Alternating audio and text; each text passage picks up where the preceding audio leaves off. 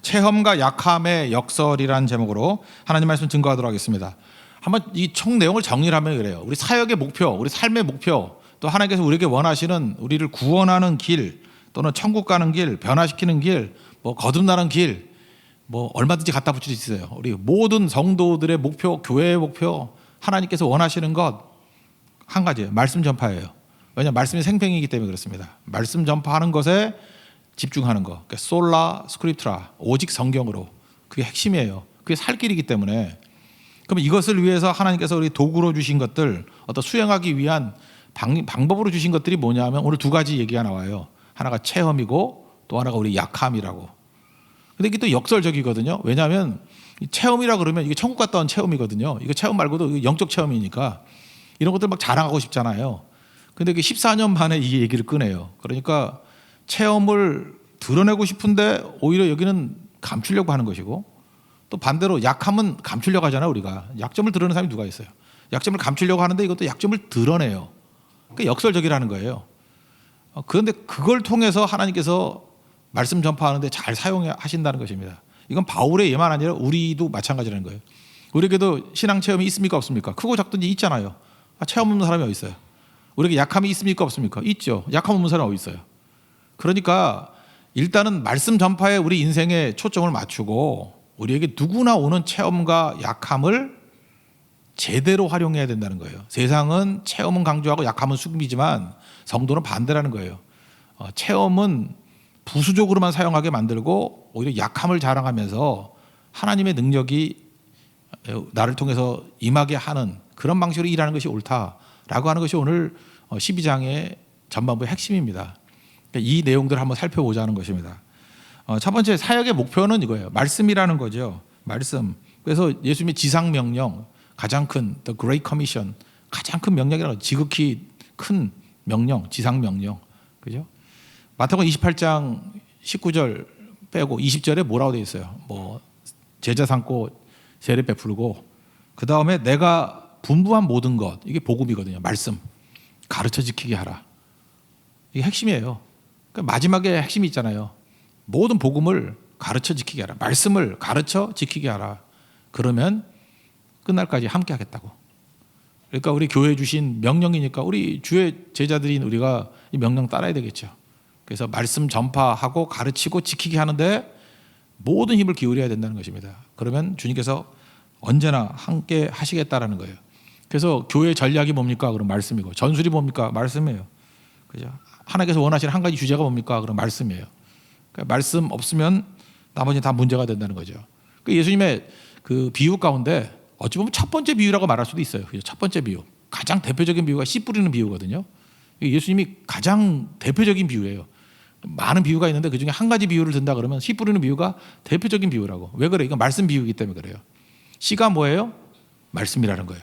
씨가 말씀이다. 그래서 마가복음이 이제 첫 번째 쓰여진 복음서라고 보통 그러는데 4장 26절을 보니까 하나님 나라가 뭐냐? 그랬더니 핵심이 사람이에요. 그 천사가 아니고, 천사가 뿌리는 거 아니에요. 복음 전파의 사명은 사람에게만 맡겨주신 거라고. 우리밖에 못해요. 그래서 천사도 흠모하는 것이 뭐예요? 전도하는 거라고. 천사가 못하는 게 뭐냐고 굳이 묻는다 그러면 복음 증거 못해요. 복음 증거를 천사에게 맡긴 적이 없어요. 그러므로 씨 뿌리는 보니까 하나님의 나라는 핵심이 사람이에요. 우리밖에 못해요. 사람이 씨를 땅에 뿌린 것 같다. 씨가 뭐예요? 말씀이죠. 말씀을 뿌린 것 같다. 그러면 여기서 핵심이 뭐냐면 씨의 핵심이 있죠. 이 사람은 뭘 해야 돼요? 뿌리기만 하면 되는 거예요. 우리는 그 사람의 인격, 그 사람의 도덕성, 그 사람의 어떤 환경, 이런 거 잠깐 따지는데, 그런 거 있어 좋으면 좋죠. 그죠? 그렇지만 그게 주안점은 아니죠. 아무리 빌빌대는 사람이라 할지라도 씨를 뿌리면 씨는 뿌려지는 거 아니에요. 그러니까 교회도 마찬가지예요. 우아한 교회, 아담한 교회, 멋진 교회, 그래봤자 씨 안 뿌리면 아무것도 아니고, 개차반 교회, 고리도 교회 같이, 그죠? 말도 안 되는 교회. 그런데도 불구하고 꾸역꾸역 씨는 뿌려. 그러면 하나님 나라는 누굴 통해서 이루어지느냐 하면 그 개차반 같은 사람을 통해서 이루어진다라는 거예요. 그러니까 뿌리는 자를 통해서 이루어진다라는 거예요. 그 뿌리기만 하면 그 다음에 또 돌보고 애쓰고 막 그래야 되는 것 같이 보이지만 밤낮 자고 깨고 하는 중에 뿌리기만 하면 돼요. 참 묘한 게 뭐냐, 뿌리고 난 다음에 잊어버려도 돼. 자도 되고 깨도 되고 뭐 해도 된다고요. 그런데 씨가 자라나서 근데 그다음 뭐냐면 나중에 열매를 거두게 될 때 어떻게 된 것을 자기는 모른대요. 지금 예수께서 이런 비유를 왜 주셨을까요? 씨 뿌리는 거에서 뿌리는 거는 너희들밖에 할 수 없는 거니까 제발 이것만 좀 해줘. 딴 거는 뭐 하든 말든 고민하든 말든 관계 안 하겠는데 씨는 니네가 뿌려야 될 거 아니야. 하나님께서 다른 장치를 마련해 준 적이 없어요. 사람이 씨 뿌리는 거예요. 그래서 한 시대에 어둠이 올 때는 뭐냐면 그 하나님의 사람들이 씨를 안 뿌리는 거예요. 그래서 어둠이 오는 거고, 용성할 때는 언제냐 하면은 뭐 초신자든 개차반이든 뭐든 간에 하여튼 뭐 이런 이유든 저런 이유든 간에 이유는 잘 모르겠어요. 그냥 막 씨를 뿌려대고 있는 거예요. 그럴 때 막 부흥이 일어나는 거예요. 용성해진다는 거예요. 씨를 뿌리면 작업 깨고 하는 중에 하나님이 자라게 하시죠. 그 처음에는 이삭이 나고 싹이 나고 그 다음에 이삭이 나고 나중에는 곡식 알곡을 거두게 된다. 그 비유 뭐 이게 어렵습니까? 되게 쉬운 거죠. 그러니까 우리가 뭘 해야 돼요? 말씀이라는 씨 뿌리는 일에 집중해야 된다. 이게 제일 중요하다는 거죠. 근데 실제로 건강한 교회라고 하는데도 보면은 이거 잘 못할 때가 많아요. 그러니까 생각하면 이래요. 그 생명을 심어야 돼요. 씨를 뿌려야 된다고.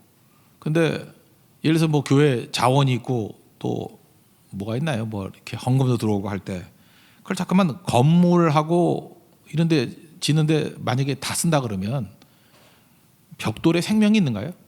벽돌을 심으면은 10년 있다가 뭐가 나오나? 벽돌은 벽돌이지. 시멘트를 심으면 아무것도 아니죠. 그러니까 이거는 자라난다고 표현하지 않고 낡아진다라고 표현하죠. 그러니까 바보들이 그거예요. 그동안에 시멘트에 심어놔가지고 낡아진 거예요. 벽돌에 심어가지고 낡아진 거라고. 지나놓고 보면 뭐만 남았어요? 씨 뿌린 것, 말씀 뿌린 것만 남은 거예요. 그죠? 인생을 한번 다 살아보라고. 뭐가 남았냐면 말씀 뿌린 것만 남은 거라고요. 제가 미국 가 있는 지난번에 니키 얘기했잖아요. 그죠? 열심히 살았어요. 미국 얼마나 바쁜지 알아요? 얼마나 열심히 살고. 근데 그 자매 얘기가 그러다고 우리 세교에서 한 3년 동안 선교 다니면서 그 뿌렸던 게 자기 인생에 남는 유일한 희망이고 보람이라고. 잘 보면 그냥 무엇을 먹을까, 무엇을 마실까, 무엇을 입을까 하다가 뭐 허송세월까지는 모르지만 뭐 의미가 없었다는 거 자기가 아무리 생각해도. 그 사람만 그런 거예요? 우리는 안 그런가? 똑같죠. 그래서 교회가 정신 차려야 돼요. 엉뚱한 데 초점 맞추면 안 되고 이 말씀에 씨앗 뿌리는 데 생명을 걸어야 된다는 것입니다. 또 교회가 그래요. 너무 프로그램이 있고 좋아하거든요. 지금도 그래요. 그 부모들이 지들이 공부를 못 해가지고 뭐 이렇게 프로그램이 많고 뭐 이러면 애들 교육 잘 시키는 줄 알아. 그냥 우리 같이 드립다 성경 외우고요. 예배 드리고 그게 최고 교육인지를 몰라서 그래요. 그죠? 이게 무슨 뭐 1단계, 2단계 뭐 그런다고 되는 거 절대로 아니에요.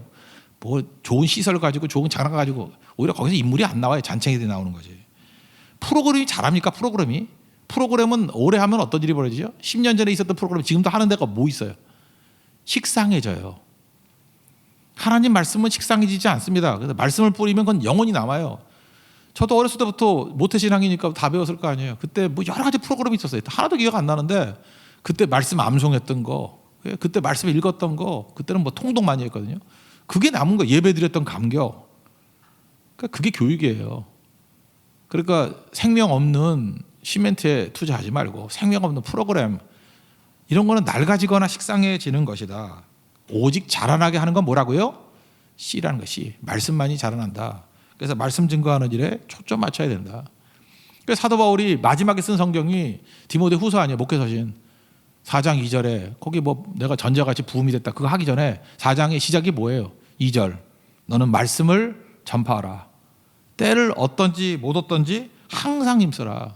그죠? 언제나 범사에 오래 참음을 가지고 그 전하라. 그 얘기 아니에요?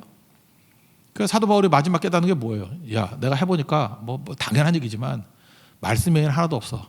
정신 차리고 이것저것 커졌다고 뭐 이것저것 신경 쓰지 말고 나에게도 말씀이 있고 너에게도 말씀이 있고 우리 공동체에도 말씀이고 살리는 건 말씀이야. 구원은 말씀이야.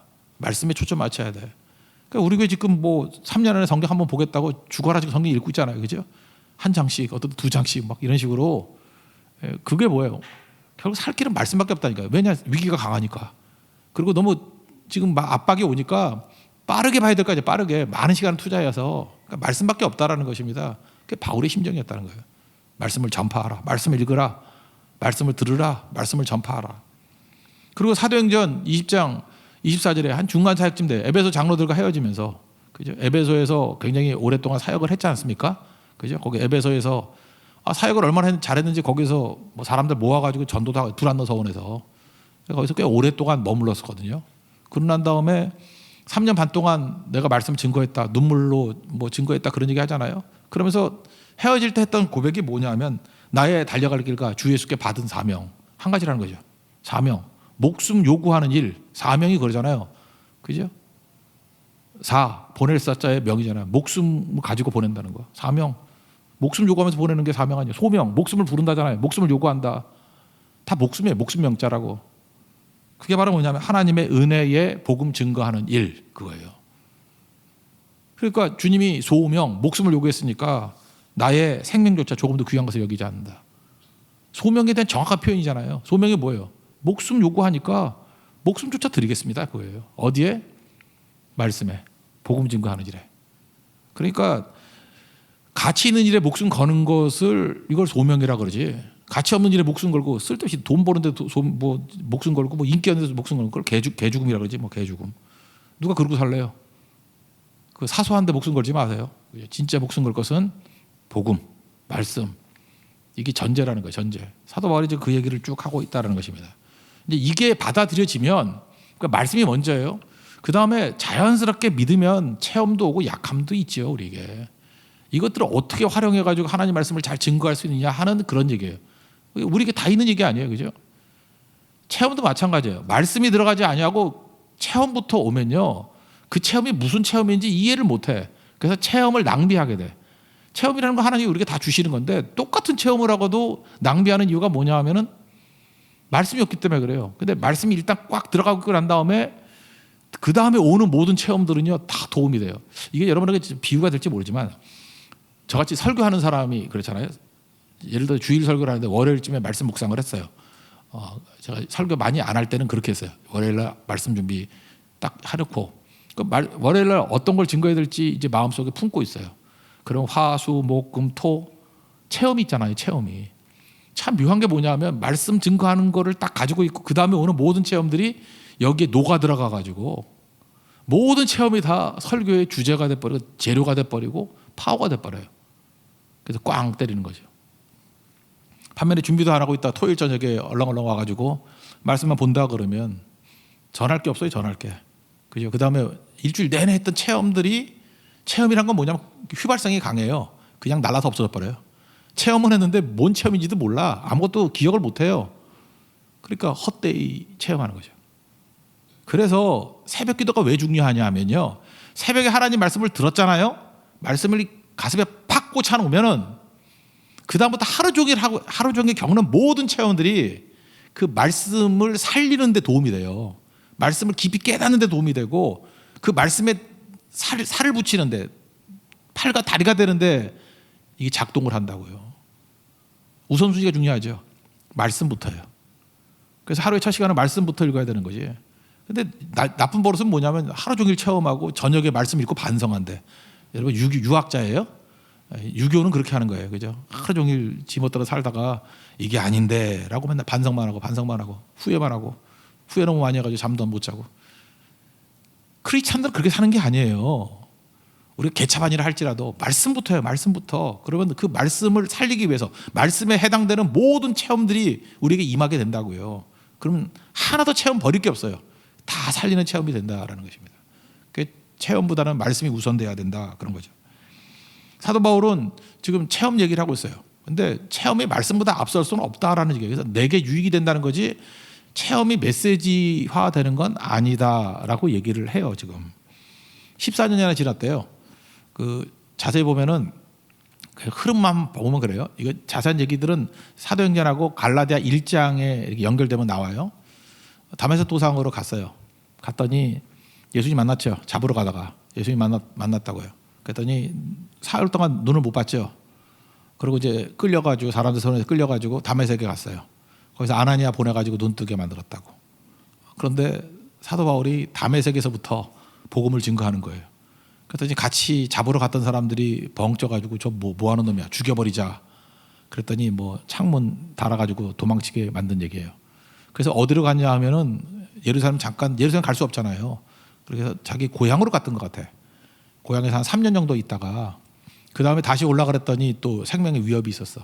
그래서 죽이겠다. 그러니까 아라비아로 갔다 그러는데 아라비아 광야로 간 것 같아요. 광야에 무슨 기독교 공동체가 있었는지 혼자 있었는지 모르죠. 14년 동안 가 있었던 거예요.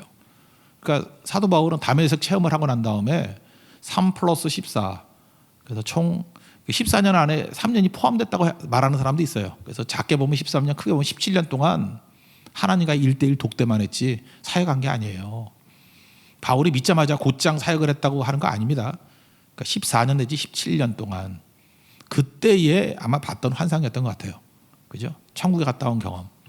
1절과 2절을 한번 읽겠습니다. 시작. 무익하나마 내가 부득불 자랑하노니 그의 환상과 계시를 말하리라. 내가 그리스도 안에 있는 한 사람을 아노니 그는 14년 전에 셋째 하늘에 이끌려 간 자라. 그가 몸 안에 있었는지 몸 밖에 있었는지 나는 모르거니와 하나님은 아시느니라. 그러니까 천국 갔다 온 경험인데 이건 히브리 개념이에요. 하늘이 세 개가 있다고 생각하는 거예요. 첫째 하늘은 지금 우리가 사는 거 여기. 둘째 하늘은 우주. 셋째 하늘은 천국이에요. 그래서 셋째 하늘을 갔다 왔다. 옛날에 그 3층 천이라 그랬는데 세 번째 하늘. 그 셋째 하늘이 저 멀리 있는 게 아니라 바로 옆에 있는 거예요. 그죠? 개념상으로는. 그러니까 이 차원이 다른 거죠. 그러니까 그냥 셋째 하늘 그러면 그냥 천국이다 이렇게 이해하면 된다라고 생각을 합니다. 근데 우리 같으면 어때요? 천국 갔다 왔다 그러면 내가 본 천국 그러면서 책 쓰고 간증하고 다니고 막 그래야 될 건데 사도로 14년 전에 이런 체험을 했는데도 불구하고 지금 자기 사도권을 변증하기 위해서 지금 얘기하는 거지 이거 얘기 안 했죠. 왜 그래요? 말씀이 메시지지 자기 체험이 메시지가 아니기 때문에 그렇다는 것입니다. 지금도 가끔마다 그래요. 오늘 아침에도 백동조 목사님 이렇게 간증 제가 대신 해드렸더니 그 간증이 너무 좋아가지고 한국 사람들 간증 너무 좋아해요. 그죠? 그거 뒤져보고 뭐 어떤 책에 어디에요? 뭐 잠깐 그러고 또 실제로 어떤 분은 또 목포에 갔다 왔더라고. 믿어지십니까? 별 신앙도 다 있어. 그거 하기 또 목포에 또 갔다 왔어. 하여튼 그런 사람도 있거든요.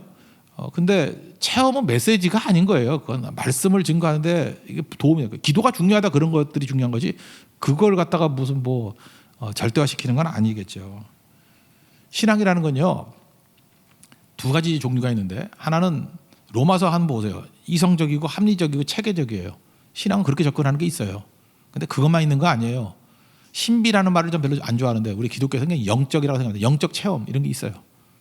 이건 뭐가 똑같으냐면 비행기로 본다 그러면 좋을 것 같아요. 비행기가 활주로에서 이렇게 쭉 달리죠. 그러면 활주로 달릴 때는 자동차나 비행기나 다를 거 없죠. 그래서 자동차 타는 사람의 경험이나 비행기 타고 있는 사람의 경험이 똑같아요. 근데 속력이 계속 달다 보면은 나중에 이륙하게 되죠. 그다음에 아무리 자동차는 빨리 달려도 이륙을 못 하잖아요. 비행기가 뜨는 순간이 있다고. 그게 영적 체험이에요. 기독교인 두 가지가 다 있어요. 그러면 처음부터 영적 체험이 있느냐 그런 건 별로 없는 것 같고 이렇게 말씀을 통해서 이성과 어떤 합리적인 체계적인 것을 체험하면 그 다음 영역에서 영적 체험이 또 있다고. 이거 부정하면 안 돼요. 그러니까 비행기를 활주로에서만 몰고 다니는 사람도 있죠. 영적 체험이 전혀 없이. 그러나 그 비행기는 날라고 준 거지 사실은 바닥에만 기어다니라고 준 건 아니라는 거예요. 그러니까 사도 바울은 분명히 이런 영적 체험을 했습니다. 말씀을 통해서 또 그다음에 영적 체험을 했다라는 거예요. 영적 체험을 할 때 영적 체험의 도움이 뭐냐? 말씀 붙든 거에 비료를 주는 거예요. 아까도 얘기했죠. 체험이 중요한 게 뭐냐면 말씀이 있는데 말씀에 비료를 주는 거라고. 그래서 도움이 되는 거죠. 근데 말씀 자체가 없으면 영적 체험이 오더라도 씨가 없는데 비료 주면 뭐 할 거예요? 아무것도 아니죠. 낭비죠. 그 체험이 낭비가 돼버린다니까. 그래서 먼저 하나님 말씀이 중요하다. 그러므로 사도 바울과 같이 이렇게 여러분들 체험들이 다 있을 거예요. 체험들이 있을 때 그 체험이 말씀을 증거하고 말씀을 살리는 데 도움이 되는 데만 사용해야지 그 체험 자체를 너무 메시지화 시켜가지고 자꾸만 그거 반복하는 거는 올바른 건 아니라는 것입니다. 이거 제일 잘 정리한 게 베드로예요. 베드로가 얼렁뚱땅 넘어가는 사람같이 보이지만 성령께서 그와 함께 해주셨기 때문에 정확히 알았어요. 베드로에도 체험이 있었죠. 무슨 체험이 있었어요? 변화산 체험. 근데 변화산 체험도 되게 중요하지만 그보다 더 중요한 게 하나님 말씀이다. 그런 얘기를 해요. 한번 찾아보죠. 베드로 후서 1장 17절부터 21절. 한번 찾아보세요. 베드로 후서 1장 17절부터 21절까지.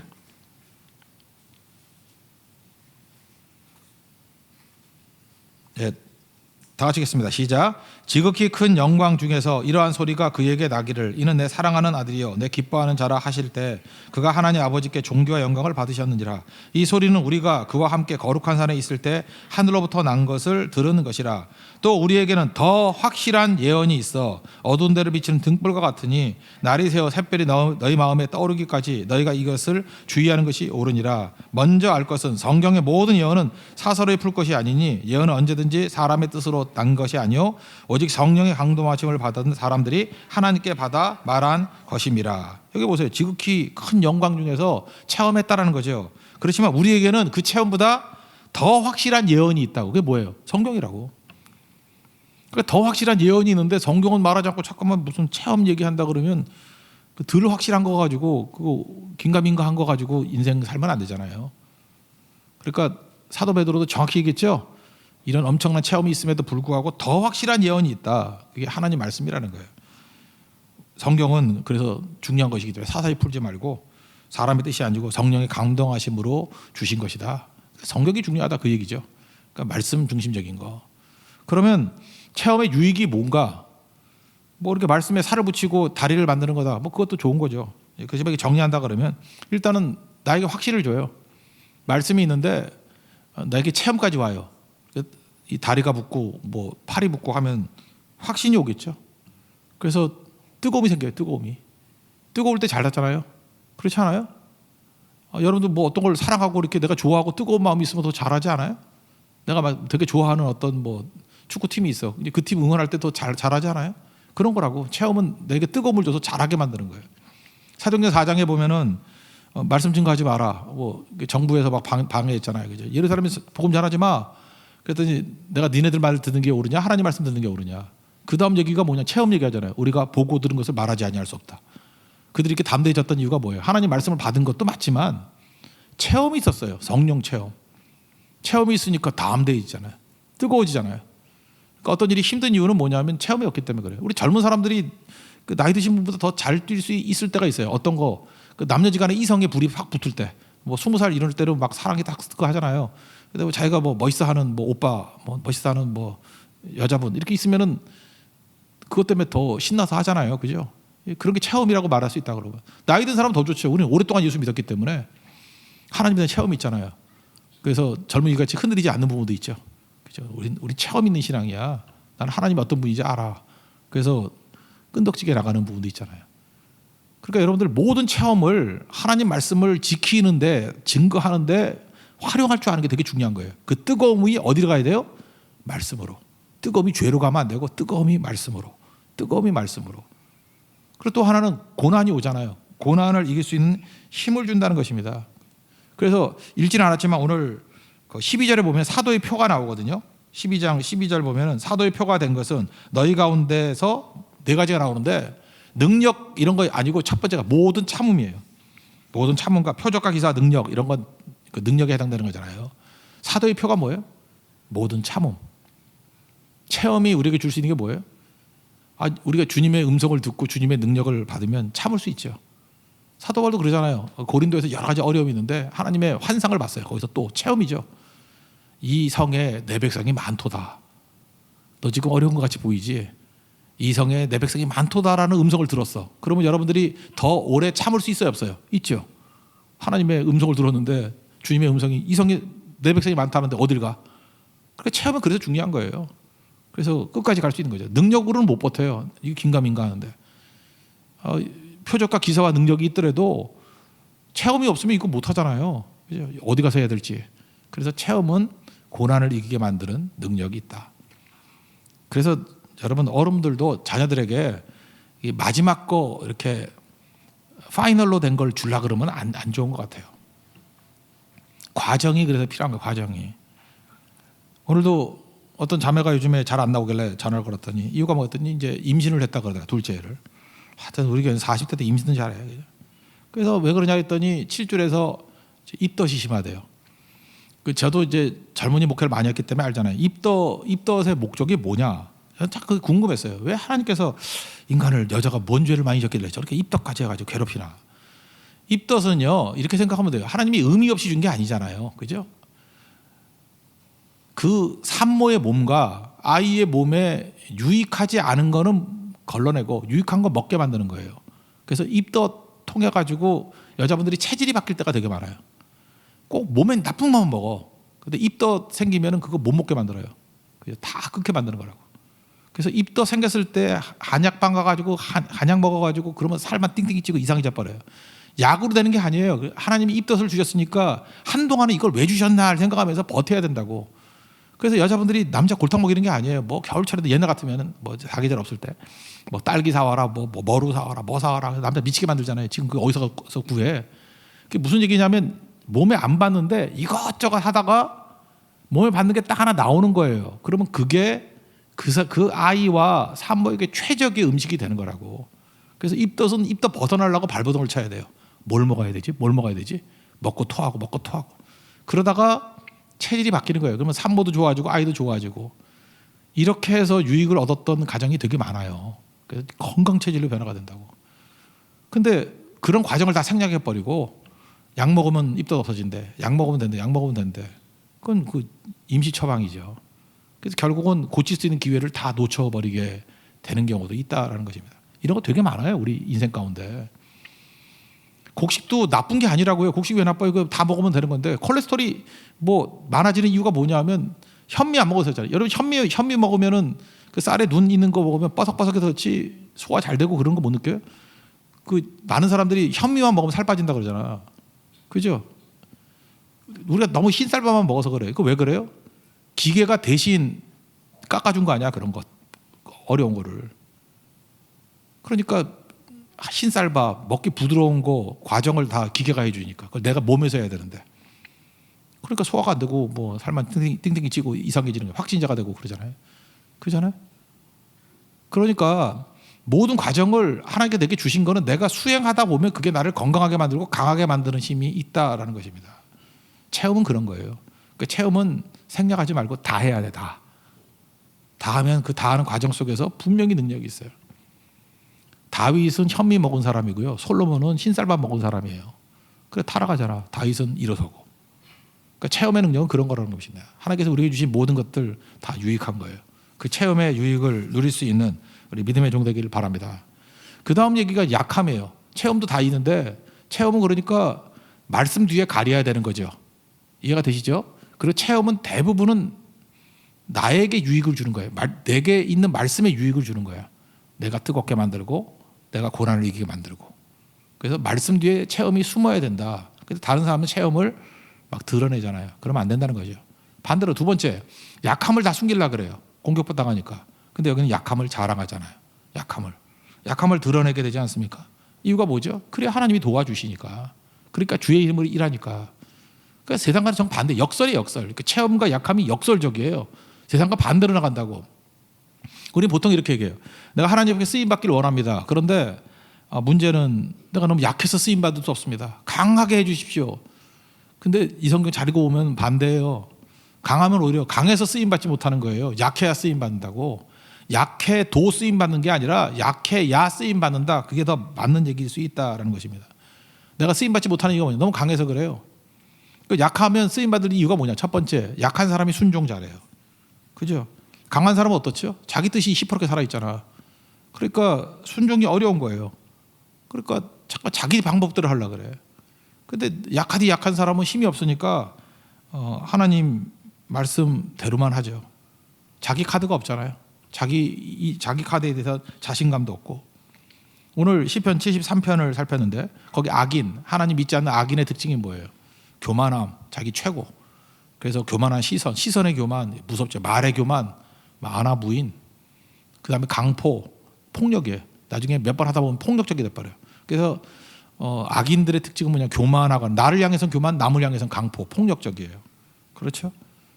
그런데 하나님의 사람, 그걸 의인이라 그러는데 의인의 특징은 뭐예요? 겸손하죠. 자기를 낮추고. 그 다음 뭐예요? 강포. 힘이 없는데 무슨 강포가 어디 있어요? 폭력할 게 없죠. 철저히 하나님 말씀대로만 순종하게 돼 있다는 것입니다. 그래서 제가 사업하던 분 얘기를 들었던 적이 있어요. 옛날에 사업 잘 되기를 위해서만 기도했대요. 그런데 기도가 바뀌더래요. 자기가 약해지니까 하나님 방법대로 사업하게 해주세요. 그래서 약해져서 잘 되게 해달라 그럴 때는 잠깐만 자기 생각에 앞서가지고 잘 돼가다 두고 넘어지고 했는데 하나님의 방법대로 되게 해주세요. 그랬더니 하나님 방법대로 하니까 세상 사람들이 바라볼 때는 바보잖아요. 그죠? 세금 철저히 내고 정직하고 이러면 사업이 안 되고 망할 것 같이 보이잖아요. 그런데 오히려 약해지니까 순종이 편하더라는 거예요. 회사가 규모가 작아지고 약해지니까 순종이 편하더라는 거예요. 클 때는 순종이 어려웠는데 작아지고 순종이 편하더라는 거예요. 그러니까 순종이 되기 시작하면서부터 다시 일어나는 얘기예요. 뭐 오늘 큰 주제가 아니니까 하여튼 그런 얘기가 있어요. 잊지 말라고요. 약할 때 순종 배우는 거예요. 잠깐만 너 순종이 안 되는 사람은 강하기 때문에 그래요. 같은 맥락인데 두 번째, 약할 때 의지를 해요. 주님의 의지를 더 많이 한다고. 9절을 한번 읽겠습니다. 시작. 나에게 이르시기를 내 은혜가 내게 족하도다. 이는 내 능력이 약한 데서 온전하여 짐이라 하신지라. 그러므로 도리어 크게 기뻐함으로 나의 여러 약한 것들에 대하여 자랑하리니 이는 그리스도의 능력에 내게 머물게 하려 함이라. 그러니까 약한 게 왜 좋죠? 내 힘 의지하지 않고 하나님의 능력만을 의지하기 때문에 그렇습니다. 뭐 똑같은 얘기죠. 순종자라고 의지하고. 요셉이 종이잖아요. 노예잖아요. 노예인데 권위가 있었던 이유가 뭘까요? 하나님만 의지하니까. 노예인데 뒤에 요즘에 많이 쓰는 아우라가 생긴 거야. 아우라가. 하나님의 아우라가 생겼어요. 하나님의 권위가. 얘는 권위가 무서운 거예요. 어떤 사람은요 이렇게 좀 아랫사람인데도 불구하고 윗사람이 함부로 못하는 사람이 있어. 그렇다고 막 대드는 것도 아니에요. 대드리면 잘라버리지. 근데 뭔가 그 하나님의 신적 권위가 있어요. 하나님 철저히 의지하는 사람에게 그런 게 있어요. 여러분 요셉에게 그런 거 못 느껴요? 다니엘에게 그런 거 못 느껴요? 종인데 함부로 못해. 왜냐 그 뒤에 뭐가 있어. 자기 눈에는 안 보이지만 뭐가 있어. 하나님의 권위가 있다고. 여러분 마찬가지예요. 여러분 있지도 않은 힘 가지고 길길이 뛰면서 내가 얼마나 센 놈인지 알아. 어디서 고개 빳빳이 들어. 그러면 여러분 뒤에서 뒤통수 치지만 하나님만 철저히 의지하면요. 믿지 않는 사람들도 다 느껴요. 제 뒤에 뭐가 있어. 그게 위험이에요. 위험. 성도의 위험. 그래서 예수님 말씀 증거하니까 석유와 같지 아니하고 권세 있는 자와 같다. 그런 얘기 하잖아요. 예수님의 그 권위가 있어요. 위험이 있다고. 옛날에 제가 그 중국에서 싸움닭 그 훈련시키는 얘기 들은 적이 있는데 너무 재밌었어요. 싸움닭을 훈련시키는데 뭐 한 달인가 일주일인가 한 달인가 돼요. 뭐 한 달인가는 그 빌빌대는 닭 이렇게 자질은 좋은데 싸움 잘 못하는 닭 데리고 온대요. 한 달을 훈련을 시키니까 눈매가 달라지더래. 눈이 풀어졌다가 또리또리해지는 거예요. 2달째 훈련을 시키니까 이제는 물러서지 않고 이렇게 버티더래요. 눈매 살아있고 버티고. 석 달쯤 되니까 백전백승이더래요. 닥치는 대로 싸워 이기더래요. 닭이니까. 예, 닥치는 대로. 그래서 주인이 너무 고마워가지고 야 이게 3번 훈련시키니까 이렇게 강한 싸움닭 만들었군요. 데려가려고 그랬더니 잠깐만 그러더니 한 턴만 더 있으라고. 한 턴만 더. 마지막 단계 가서 봤더니 얘는 3번째 단계에서는 잘 싸우는 닭이죠. 4번째는 전혀 안 싸워요. 그 주변에 샬롬, 평화로다. 그냥 가만히 서 있기만 하는데도 딴 닭들이 고개를 숙이더래. 감히 대들 생각 안 하고. 그게 진짜 힘이라는 거예요. 이제 가져가래요. 그때는 뭐 엄청난 백전백승하는 싸움닭 됐다고. 그러니까 싸움이 뭐예요? 딱 올라가니까 꼼짝을 못하는 거예요. 꼼짝을. 그 개장수의 위험이라는 거 그때 한번 소개했죠. 막 이런 미친 놈의 개들이 막 덤빌려고 그러고 막 그런데 개장수가 나보다 허름한 아저씨야. 잠바 입고 비실비실 갔더니 애가 그 무서운 도사견들이 꼬리를 감추고 오줌을 질질 싸더라고. 유튜브에 있어요. 개장수의 위험. 한번 보라고. 나는 항상 이게 영적 침체에 빠질 때마다 그것도 봐요. 반복해서 보면서 하나님 이 개장수의 위험을 주옵소서. 이 개 같은 마귀들 이렇게 질질 싸게 해주세요. 그게 아우라야 아우라. 뭔지 잘 모르겠대요. 근데 개장수가 그래. 글쎄 모르겠는데 나는 그 여유로움, 뭐 눈빛 뭐 그러더라고. 뭐긴 뭐야 그게 아우라지. 신적 위험이지. 이런 게 있어야 된다고요. 싸움닭도 마찬가지라는 거예요. 딱 보는 순간에 기가 팍 죽어버리는 거예요. 이게 언제 일어나요? 하나님만 철저히 의지하는 사람에게 나타나는 능력이라는 것입니다. 그리고 또 그다음 3번째 약할 때는 뭐예요? 수용을 잘해요. 수용을. 강할 때는 내 거 주장하기 바쁘니까 아무것도 못하지만 이제 다 영접하는 거예요. 영접하는 거. 그래서 믿는 자가 영접하는 자잖아요. 요한복음 1장 12절 영접하는 자 그 이름을 믿는 자 하나님의 자녀가 되는 권세를 주셨다. 영접하는 자 믿는 자 동의하잖아요. 그러니까 하나님의 뜻을 다 영접하는 거예요. 여기도 보니까 기뻐한다 그랬잖아요. 그죠? 기뻐하노니 10절 보세요. 그러므로 내가 그리스도를 위하여 약한 것들과 능력과 궁핍과 박해와 공고를 기뻐하노니 기뻐한다는 건 뭐예요? 영접한다. 옛날에는 하여튼 뭐 칭칭대고 징징대고 하나님 앞에 말이 많았어. 하나님 뭐 주시면 이건 감사한데 이건 아니고 그 다음에 하나님 이 일은 좋은데 저 일은 아니고 뭐 그렇게 말이 많어. 그죠? 뭐 대만 성교는 좋은데 말레이시아 성교는 아니고 뭐 말레이시아는 성교는 좋은데 뭐 네팔은 아니고 뭐 이렇게 항상 이건 좋고 나쁘고 잠깐 좋다 나쁘다 하는 건 누가 중심이에요? 내가 중심인 거죠. 근데 종은 어때요? 주인이 명한 대로 하는 거예요. 그냥 주는 대로 주는 일을 하는 거지. 그래서 말이 없어져요. 그게 무슨 얘기예요? 그러니까 다 영접한다는 거죠. 다 영접한다는 거. 사람도 마찬가지예요. 여러분들 이런 거 있잖아요. 나는 제일 힘든 게 인간관계예요. 그래서 왜 저렇게 내가 싫은 사람하고만 만나게 만드는지. 내가 좋은 사람, 싫은 사람이 있다라는 것 자체가 자기 중심적인 거라고. 안 그렇습니까? 내 기분이 기준 아니에요. 내가 기분 좋아야 좋은 사람이고 기분 나쁘면 나쁜 사람이고 자기 중심인 걸 왜 모르냐고. 하나님 중심이라 그러면요. 좋은 사람, 내가 좋은 사람이면 뭐 일 같이 하라는가 보다. 나하고 잘 안 맞는 사람이라 그러면 동역하면서 내가 깨지기를 원하는가 보다. 뭐 뜻이 있는가 보다. 라고 하면서 다 수용을 하는 거라고요. 내 인생 가운데 밝은 것만 수용할 거예요? 어두운 것도 수용해야지. 하나님이 단 것만 주셔야 쓴 것도 주시지. 그래서 골고루 먹어야 된다 그러잖아요. 골고루. 편식하는 놈들 다 죽여버려야 돼. 그죠? 그 자기 중심적인 거 아니에요. 그냥 어머니가 좋아서 먹으라고 준 거 아니에요. 필요하니까. 그렇지 않아요? 하나님께서 우리에게 차를 마련해 주실 때 다 필요하기 때문에 주신 거라고. 골고루 다 먹어야 돼요. 내가 선택하는 게 아니고. 내가 선택한다는 건 그게 자기 중심적인 사람이라고. 그러니까 문제가 되는 거죠. 어떤 분이 기도를 했대요. 하나님, 내가 하나님 나라의 큰 그릇이 되게 해주세요. 큰 그릇이 되게 해주세요. 이렇게 반복해서 기도하는 사람 있잖아요. 그죠? 막 큰 그릇 하다가 졸았대. 졸았는데 꿈속에 하나님이 나타나셔가지고 국자로 때리더래. 그래서 깨가지고 목사님 이게 개꿈이에요? 진짜 꿈이에요? 했더니 그게 하나님의 뜻이다. 하나님의 국자 되라. 그러면서 그걸 해석을 해주더래요. 참 그 해몽이 중요한 거예요. 그죠? 국자는 자기 혼자 못하지 않느냐. 하나님 손에 붙잡힌 국자가 되라. 하나님이 푸는 대로 푸고, 그죠? 하나님 국 푸면 국 푸는 국자, 그죠? 죽을 푸면 죽 푸는 국자. 하나님의 국자가 되라. 그래서 그 사람 명함에 국자 인생 아무개 이렇게 써 있더래요. 국자 인생 아무개. 국자. 우리 좀 그랬으면 좋겠어요. 하나님 큰 그릇 되게 해달라 그러지 말고 그릇 되려고 그렇게 잠깐 그릇된 인생을 사는 거라고. 그릇 되려고 그러지 말고 국자 되세요. 국자. 하나님 손에 붙잡힌 국자. 그죠? 국자 되는 게 되게 중요해요. 쓰시는 대로 쓰는 거지. 그죠? 그게 제일 중요하다는 것입니다. 여기 육체의 가시잖아요. 사도 바울. 이게 뭐 간질병이라 그러기도 하는데. 여러분 이런 생각해봐요. 하나님이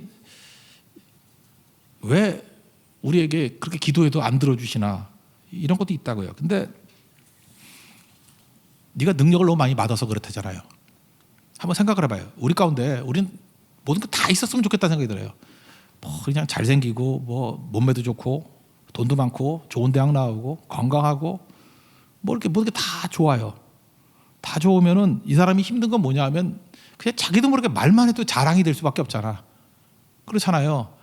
나 오늘 뭐 점심 때 뭘 먹었는데 뭐 랍스터 얼마고 한데 그게 뭐 40만 원짜리야. 그러면 자랑은 아니고 일상 삶이라도 그 다른 사람한테 자랑같이 안 들려요? 그죠? 그다음에 너 왜 늦었냐 그랬더니 어떤 여자분이 뭐 중간에 오는데 뭐 3명의 남자가 번호 달라 그래서 피하라 오느라고 힘들어져요. 그 얼마나 죽이고 싶겠어. 그죠?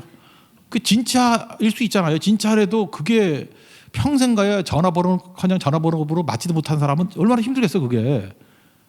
그러니까 이런 인생이 좋은 인생이 아니라는 거예요. 근데 우리 보면 하나님께 특별히 복음 증거하는데 큰 은혜를 받은 사람이 있어요. 뭐 이렇게 큰 은혜. 다른 사람이 한 10배 막 이런 식으로 막 엄청난 은혜를 받은 사람이 있는데 꼭 보면은 가시가 있어. 가시가 너무 큰 거예요. 아픈 거예요. 기도했는데도 불구하고 안 없어져. 그럼 이 사람은요 자기가 가지고 있는 자랑을 내세울 여지가 없어. 시간에. 자기 가시가 너무 힘든 거야. 그래서 이 가시를 풀기 위해 이걸 짊어지고 가느라고 자기가 자랑할 거리가 자랑이 되지 못해요. 그래서 잘 쓰임 받는 경우도 되게 많더라고. 그래서 약할 때 온전한 내 능력이 네게 온전해진다. 이해가 되죠? 그래서 이렇게 생각하면 돼요. 한 3번 정도 크게 기도했는데도 불구하고 잘 안 된다. 그러면 잊어버리면 하나님이 나중에 주실 거면 주셔요. 그리고 그래도 안 주시면은 한번 곰곰이 생각해 보라고. 이거 말고는 다 좋잖아요. 내가 이거조차 없으면은 이것 때문에 묵상해서 내가 낮아지는 거지. 그러지 않으면 맨날 자랑질하고 다닐 거 아니에요. 우리 교회도 보면요, 이렇게 자랑 많이 했던 사람이 있는데 하나님이 가시를 하나 딱 주니까 입에서 자랑이 싹 사라져 버렸어. 그리고 자랑 대신에 그래서 사명에 쓰고요. 지금도 그 가시 때문에 치열하게 투쟁하고 있어요. 내가 지금 뭐 놀리는 얘기가 아니에요. 저도 그 문제가 빨리 해결됐으면 좋겠어요. 그렇지만 본인도 알 거예요. 그 문제 때문에 본인이 얼마나 하나님 앞에 겸손하게 쓰임받는 은혜의 그릇이 되는지. 저도 마찬가지고 여러분도 마찬가지 아니겠습니까? 우리 하나님이 좋으신 하나님을 믿습니까? 그러면 가시도 필요하니까 주시는 거예요. 필요하니까. 그래서 일단 가시 너무 좋아하지 말고 없애게 달라고 기도하세요.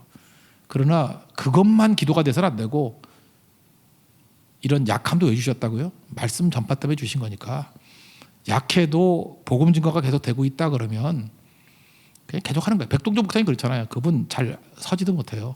그리고 왜소하고, 제가 다 얘기는 안 했지만 그 어머니가 사실은 첩이에요. 첩의 아들이고 더 많은 문제들이 있는데, 그래서 자랑할 게 없는 거야. 그러니까 복음만 증거하잖아요. 그죠? 그 지역사회에서. 그러니까 우리 하나님 앞에 더 크게 쓰임 받는 거 아니에요? 우리는 이렇게 당당하게 일하고 싶지만 하나님께서는 어떤 때는 우리를 부끄럽게 만드시면서 하나님의 일을 다 하게 만드신다는 것입니다. 전파되는 게 복음이면 되겠죠? 그 마음 가지고 사는 종 되길 바랍니다. 다시 정리하면 우리 목표는 말씀입니다. 바울뿐만 아니라 누구든지 세상에 2가지 없는 사람이 어디 있어요? 체험 없는 사람이 어디 있으면, 체험이라는 게 사는 거니까. 그 다음에 약함 없는 사람이 어디 있어요? 우린 너무 많지. 근데 오히려 약함을 막 드러내면 순종 잘하지. 약함을 자꾸만 드러내면 하나님 의지 잘하지. 약함을 자꾸만 드러내면 모든 거 수용 잘하지. 영접 잘하지. 약함을 자꾸만 드러내면 내 자랑 사라지고 하나님만 자랑하지. 나쁠 게 뭐가 있어요? 그 약함을 자꾸만 자랑하고, 체험은 말씀대로 숨겨서 체험 때문에 말씀이 발휘되고 말씀이 손이 되고 말씀이 오히려 활동하게 만드는 그런 권능의 종되는 축복이 임하기를 바랍니다. 네, 자리에서 일어나겠습니다. 약할 때 강함 대신에 찬양하겠습니다.